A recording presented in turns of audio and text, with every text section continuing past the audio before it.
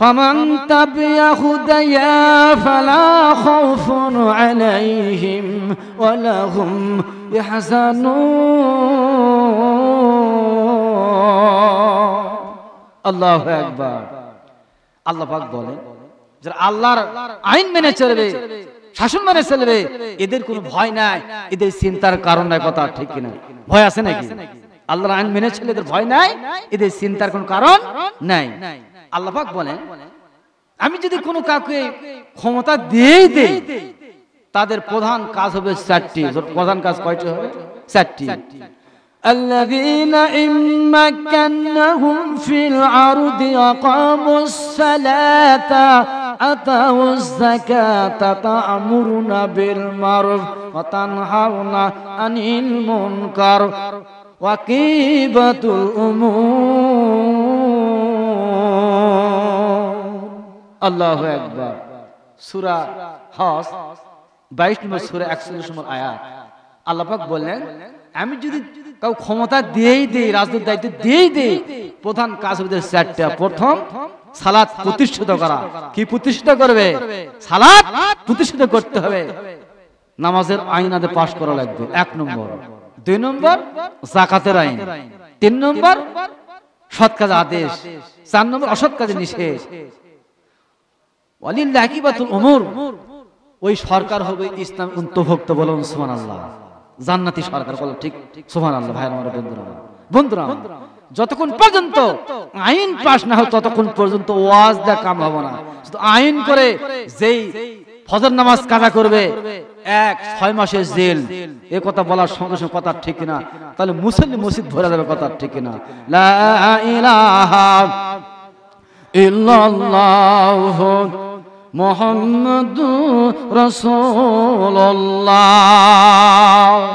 সাল্লাল্লাহু আলাইহি ওয়াসাল্লাম।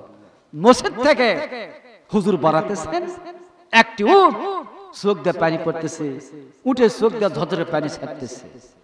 তা আল্লাহ রাসূল বললেন উট রব্বুল আলামিন অবলা প্রাণী, ইনি যে চোখ দিয়ে পানি ছাড়তেছে, আল্লাহ উটের তো জবান নাই, দয়া করে উটের কি দুঃখ, একটু জবানটা একটু খুলে দাও রব্বুল আলামিন। সঙ্গে সঙ্গে উটের জবান খুলে গেল। উট নবীকে সালাম দিলেন। আল্লাহ রাসূল বললেন যে উট তুমি কি জন্য কান্দো, তোমার কান্দার কারণটা কি? আল্লাহ পাক তো তোমার জবান খুলে দিয়েছে। উট বললেন ও বিশ্ব নবী, আমার মালিক মারতে মারতে পিঠে আমার রক্ত বার করে, যার জন্য আপনাকে বিচার আমি দায়ের করলাম। আল্লাহ রাসূল বললেন বাবা দেখো তো উটের মালিক কে বাবা? অবলা প্রাণীকে হুসনুল খুলুক, সব চিত্র ভালো হয় লাগবে। এই অবলা প্রাণীকে মারে, এর মধ্যে কোনো দয়া মায়া নাই। উটের মালিককে ডাকা হলো, ও উটের মালিক তুমি কি জন্য অবলা প্রাণীকে মারো? তোর মধ্যে কোনো দয়া নাই, মায়া নাই। উটের মালিক বললেন ও বিশ্ব নবী, উটটা আমি শক্করা কিনছি, গোলের মধ্যে বান্দা তুলে দাঁত দেয়া দড়ি কাটা কাটা গিয়া বাইরে গিয়া শুয়া থাকে। রাতে বান্দা তুলে ওই গুঁজ ভাঙ্গা দড়ি দাঁত দেয়া কাটা বাইরে দৌড় মারা শুয়া থাকে। এক রুটের ব্যারাম, রাত্রে বাড়ি তোমার থাকে না। 2 নম্বর, দিনের বেলা বান্দা তুলে দড়ি কাটা কাটা দৌড় মারা, বাইরে গিয়ে দৌড় মারো। তা আল্লাহ রাসূল বললেন ও তুমি মালিকের হুকুম কি জন্য তুমি ফলো করো না? উটের মালিক বললেন, উট বললেন ও আল্লাহ ইয়া বিশ্ব নবী, আপনি একদিন মসজিদে বয়ান করতেছিলেন যে ব্যক্তি এশার নামাজ কাজা করবে। কিসের নামাজ কাজা করবে? আপনি একদিন মসজিদে বয়ান করতেছিলেন, আলোচনা করতেছিলেন যে ব্যক্তি এশার নামাজ কাজা করবে, সারা রাতের মধ্যে আল্লাহর বালাস আর সম্ভব থাকে। আমি সাইটে ঘাস খাইতেছিলাম, আপনি যে ওয়াজ করতেছিলেন, আমি উট শুনেছি যে নবীকে উট চিনত, হরিণ চিন্ত। বলুন সুবহানাল্লাহ। ভাষা চিন্ত। তখন উটের মালিক নবীজি বললেন বাবা তুমি ঈশার নামাজ কাজা করো? বলে হ্যাঁ আমি কাজা করি, ঈশার নামাজ পড়ি না হুজুর।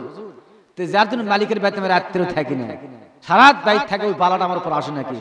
উর যদি মালিক নামাজ পড়ার কারণে যদি গলত না থাকে, কত মুসলমান ওযু করার ভয়ে এরা নামাজ পড়ে না, কথা ঠিক কিনা? নামাজ পড়ে না, কথা ঠিক, নামাজ পড়ে না। আমার মালিক ফজর নামাজ কাজা করে, যার জন্য তার বাড়ির দিনও তার থাকি না, রাত্রে আমি তার বাড়ির থাকি না, এ কথা ঠিক কিনা? ভাইরা আমার, বন্ধুরা, আল্লাহ রাসূল বলেন, বাবা তুমি আজ থেকে সালাত আদায় করো, উঠ তোর বাড়ির থাকতেছে না, তোর একটু হুঁশ নাই। ভাইরা আমার, বন্ধুরা আমার, আল্লাহ নবী বিষ্ণু বলার সঙ্গে সঙ্গে লোকটা সেই দিন থেকে হেদায়েত প্রাপ্ত হয়ে গেল। হেদায়েত মালিক কে? আল্লাহ। বিশর হাফিজ ইনি একটা মদখোর ছিলেন, উনি মদ পান করতে বিশর হাফিজ মদের আড্ডায় যাইতেছেন, রাস্তার মধ্যে এক আরবি লেখা আছে, বিসমিল্লাহির রহমানির রহিম।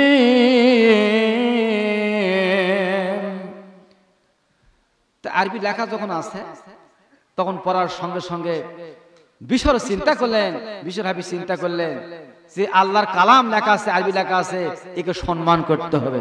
কি করতে হবে? সম্মান করতে হবে। তখন তিনি চিন্তা করলেন, আমি পান করব না, মদের আড্ডায় আমি যাব না। উনি মাকে বলতেছেন, মা আমি আজ থেকে মদ পান করব না, মা এটা কি লেখা আছে মা একটু পড়েন তো। তার মা বললেন, বিশর মা বললেন, বাবা এটা তোমার পূর্বর নাম লেখা রয়েছে, বলুন সুবহানাল্লাহ। বিসমিল্লাহির রহিম প্রত্যেক শুরুতে বিসমিল্লাহ বলা লাগে, বা সে কাজে বরকত হয়, পূর্বর নাম লেখা আছে। বলে, মা আমার পূর্বর নাম কোথায় লেখলে ইজ্জত সম্মান হবে? তিনি মকমর ভালো চাদর পেছে বিশর হাফিজ তিনি সারা পর্যন্ত ওটা পাহারা দিতেছে, বলুন সুবহানাল্লাহ। তিনি স্বপ্ন দেখতেছে, কে যেন বলতেছে, রে বিশর আমার নামটাকে তুমি সম্মান করলে, তোমাকে অলির কাউসকুর নাম লিখবো, অলির খাতা লিখবো, বলুন সুবহানাল্লাহ। ভাইরা আমার, কেমন দোয়া ছিল! হেদায়েতের মালিক কে? আল্লাহ। আমি হাফিজুর হেদায়েত করতে পারবো না, হেদায়েতের মালিক আল্লাহ, কথা ঠিক কিনা? ওয়াজ শোনার পর হেদায়েত নাই, যখন দেখবেন সুটকি মারতেছে হাসাবে, তখন বক্তা হয়, এরা বক্তা, একের বক্তা। হাসান তো কোরআন হাদিসে জায়েজ নেই, মানুষকে কোরআনের মাহফিলে হাসান করা, হাসান যাবে না, কথা ঠিক কিনা? লা ইলাহা ইল্লাল্লাহু মুহাম্মাদুর রাসূলুল্লাহ, পড়ুন সাল্লাল্লাহু আলাইহি ওয়াসাল্লাম। আল্লাহর নবী যখন বলে যায়েদ, তাইফের ঘটনা শেষ করতে পারি নাই, যায়েদ দেখো তো এখন নামাজের ওয়াক্ত কেমন। যায়েদ বলে, হুজুর ওয়াক্ত শেষের মধ্যে বর্তমান, দেখো তো বাবা ওযুর কোনো পানি পাওয়া যায় নাকি, একটু ব্যবস্থা করো। তো হৃদয় মানে একটা ভালো মানুষ, তাই লোক পানি দিলেন। বিশ্বনবী 2 রাকাত যখন ওযু করবেন, রক্ত এমন ভাবে পাথর মেরেছে, রক্ত মুজা টাইট হয়ে গেছে, খুলতে পারতেছে না, মানে গোস্ত মুজার সাথে আসবে তেমন তো কষ্ট করে খুললেন। আল্লাহ রাসূল হাত নামাজ পড়ে হাত তোলা দোয়া করে, রব্বুল আলামিন তাই বেশিরা এরা বোঝেনি, না বুঝাকে পাথর মেরেছে, আল্লাহ এদের উপর তুমি গজব দেও না, আমি তাইফ এসে কাঁদতেছি, এইরকম আমি পরে কিয়ামত পর্যন্ত যত হাজির হজ করতে আসবে এই তাইফের জমিনে আমার জন্য তারা কাঁদবে, বলুন সুবহানাল্লাহ।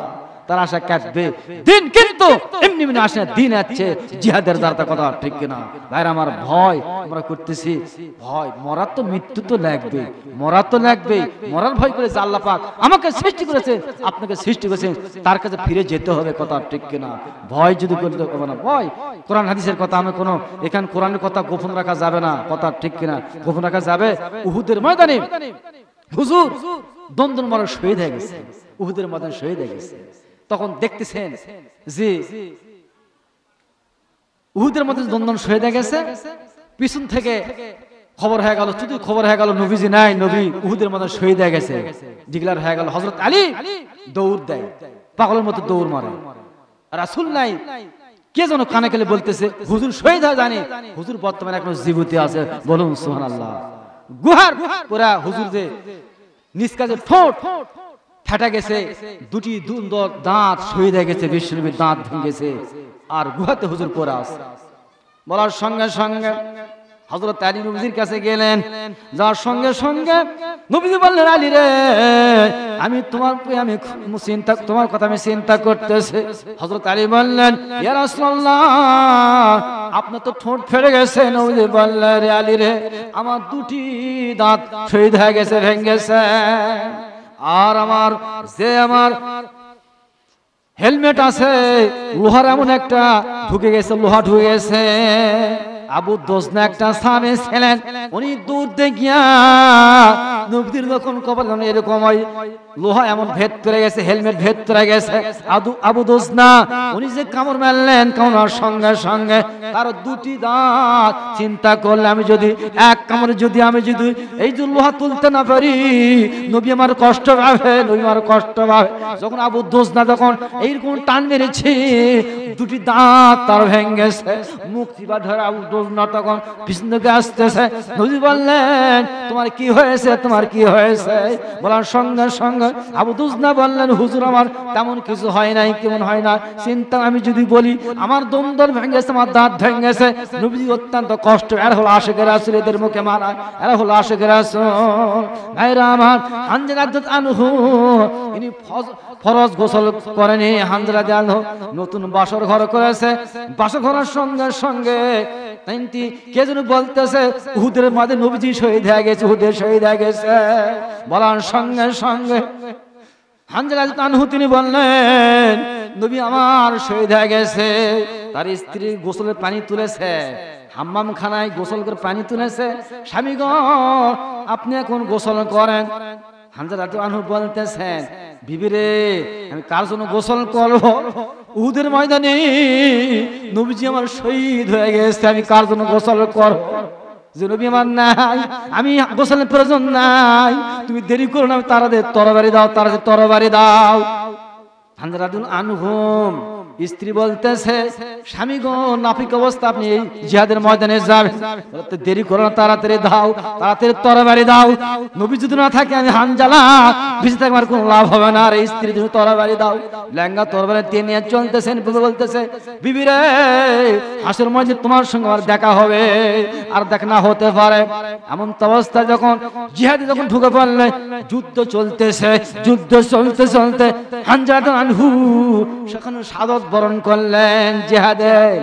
যখন শাহাদাত বরণ করলেন, করার সঙ্গে সঙ্গে লাশ যখন দেখতেছে, নবীজি বললেন, নবী একটু সুস্থ হলেন, সুস্থ আরবার বললেন, রেহান তখন সুস্থ বললেন যে ঠিক আছে, বিনা গোসলে এদেরকে সবাই কবর দাও।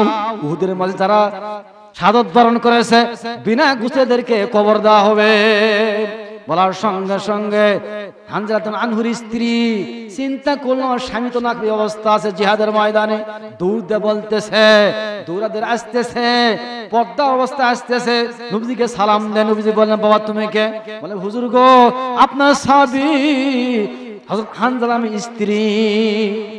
হুজুর গো, আমার স্বামী বাসর করেছে, আমার স্বামী বাসর করার পর ফরজ গোসল না করে জিহাদে যাচ্ছে। হুজুর, সবাইকে আপনি বিনা গোসলে আপনি দিবেন, কিন্তু আমার স্বামীকে বিনা গোসলে আপনি দাফন করবেন না। হুজুর, আমি শুনতে পেলাম বিনা গোসলে আপনি দাফন করবেন, আমার স্বামীকে গোসল ছাড়া আপনি কোন দাফন করবেন না। এমন তো আল্লাহ রাসূল বললেন, হে আমার সাহাবীরা, বাবা দেখো তো হানজালা রাদিয়াল্লাহু আনহুর লাশ কোথায়, বাবা তোমরা একটু খোঁজো। এমন অবস্থায় জিবরাইল সাল্লাম ওহিনে এসে বলতেছি, ইয়া রাসূলুল্লাহ, হানজালা আপনার মহব্বতে গোসলের কথা ভুলে গেল, আপনার মহব্বতে আসছে যে শাহাদাত বরণ করেছে। আমি আল্লাহ, হে রাসূল, আল্লাহ পাক বলেছে, আমি আল্লাহ চাই না সাধারণ কাজে গোসলের ব্যবস্থা হোক, তাকে হাউজে কাউসার পানিতে গোসল করার ব্যবস্থা বলুন সুবহানাল্লাহ। এমন অবস্থা আল্লাহ নবী বললেন, হে আমার সাহাবীরা, হানজালা রাদিয়াল্লাহু আনহু গোসলের প্রয়োজন নাই, ওনার গোসল হয়ে গেছে, বলুন সুবহানাল্লাহ। এমন অবস্থা এক সাহাবী চিন্তা করলো, দেখি তো গোসল হয়ে গেছে, সত্যি নাকি লাশের কাছে দেখতেছেন তার চুল দেয়া, দাড়ি দেয়া টপ টপ করে পানি পড়তেছে, বলুন সুবহানাল্লাহ। লিল্লাহি তাকবীর, লিল্লাহি তাকবীর। এত লোক থাকে, সাউন্ড নাই গাওয়ারে। লিল্লাহি তাকবীর, লিল্লাহি তাকবীর, লিল্লাহি তাকবীর। সাউন্ড না, এত লোক থাকতে পারে, মনে হয় আপনারা শুনতেছেন। লিল্লাহি তাকবীর, লিল্লাহি তাকবীর। ডেকে নাও রাসূলুল্লাহ রওজা পাকের কিনারে ডেকে নাও রাসূলুল্লাহ রওজা পাকের দিদারে আমি কেঁদে কেঁদে হই গো সারা ধন্য কর দিদারে দুই সাথীকে পাশে নিয়ে হায় ঘুমে আসিম নিঝুম নিরালায় সারা দাও রাসূলুল্লাহ রওজা পাকের দিদারে আমি কেঁদে কেঁদে হই গো সারা ধন্য কর দিদারে আমি সহিতে পারি না বৃহ জ্বালা ধন্য কর দিদারে রাজর যায় শুয়ে শুয়ে হায় কাঁদলেন আপনি উম্মতের মায়ায় মোদের শ্রবে যায় সালাম পাঠায় দিলাম তোমারে আমি কেঁদে কেঁদে হই গো সারা ধন্য কর দিদারে নূরের উজ্জ্বল চেহারা তোমার দেখিলে হারাম দোজকে রয়নার কবে দিল বেমুলাকার ডাকে অধম তোমারে আমি কেঁদে কেঁদে হই গো সারা ধন্য কর দিদারে ডেকে নাও রাসূলুল্লাহ রওজা পাকের দিদারে আমি কেঁদে কেঁদে হই গো সারা ধন্য কর দিদারে আমি সহিতে পারি না বৃহ জ্বালা ধন্য কর দিদারে